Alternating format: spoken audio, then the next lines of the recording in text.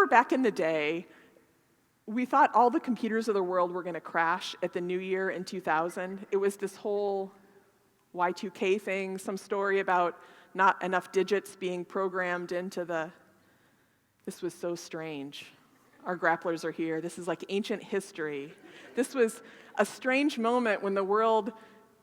There was genuine fear that like global banking structures would suddenly cease to function. So I decided for New Year's Eve in Y2K, I wanted to go out to the desert, and I joined with a group called the Nevada Desert Experience that for generations has been protesting nuclear weapons at the test site that's not too far from Las Vegas. And so in that Y2K year when terror and fear was gripping the world, I decided to go out sort of to the wilderness. This group of faithful Christian protesters has been protesting there really for generations, and they had a very well-established relationship with the Department of Energy Security, who marked the border of that property.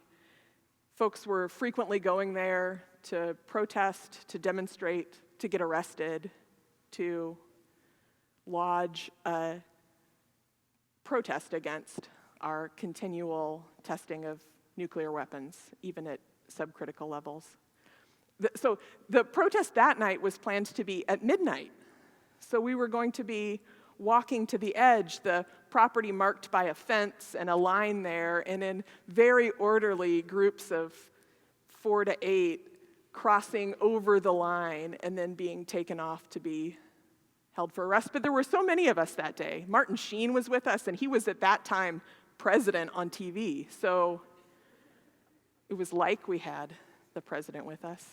Anyway, we lined up in the desert and prayed together, and then holding candles made a literal long line that stretched out for yards and yards and yards, sort of further than you could quite make sense of. And we were standing holding candles in the dark of the night in this moment of transition from one year to the next, maybe from the functioning world to a global systems meltdown, who knows.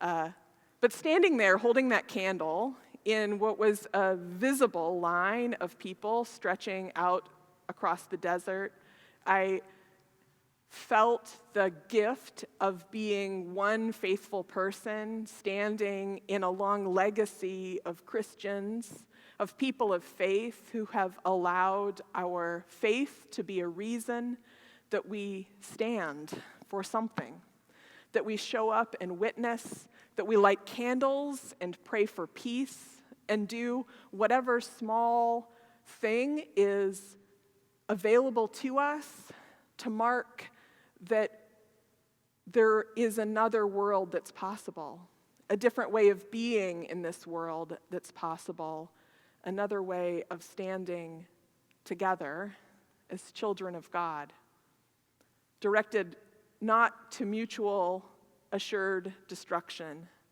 but to a reign and realm of peace.